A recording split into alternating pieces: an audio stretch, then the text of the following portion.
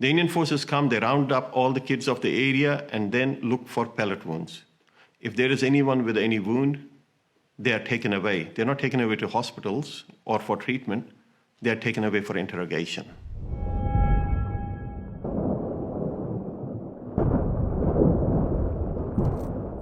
Growing up in Kashmir has different perspectives to it. One is life in one of the most beautiful places in the world. It's also referred to as heaven on earth. Then there's the other side to it where you have the military presence, and the BJP-led government of India passed a law within the Indian parliament, basically revoking the legal connection between Kashmir and India. And that was, the status was changed. It was made as a centrally administered territory. Now, this was done without any consultation with the opposition parties in India, without the consultation of Kashmiris themselves. And India is supposed to be the largest democracy in the world. Kashmir was a nation with its own flag, with its own constitution, and with its own head of state. So, coming back to 5th of August, that was revoked with one stroke of pen. The situation with regards to the conditions of the people right now, well, what can you say about the people who have their rights torn off, stripped away at the slightest behest?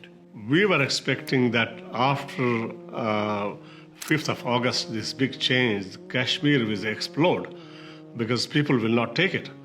And personally, I was really surprised that nothing has happened, or we don't know what is happening in Kashmir. The way the Indian government has got the Kashmir in lockdown and using all the modern technologies, they have cancelled all the internet connections, phone connections, landline connections.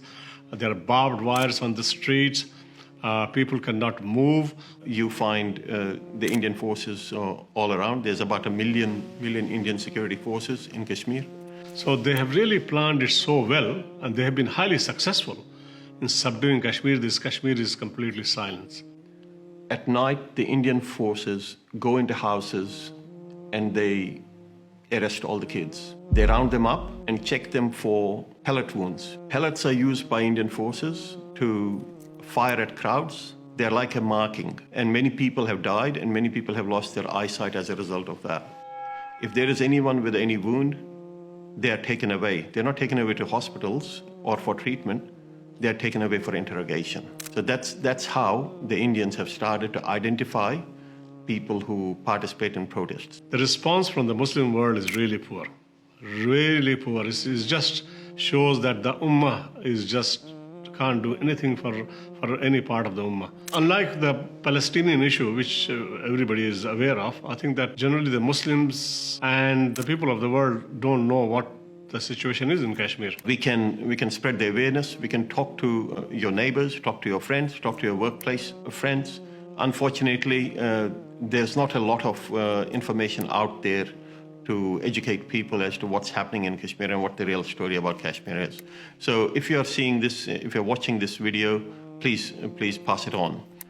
Speak up, and inshallah, you will be rewarded for that, for speaking up itself, inshallah.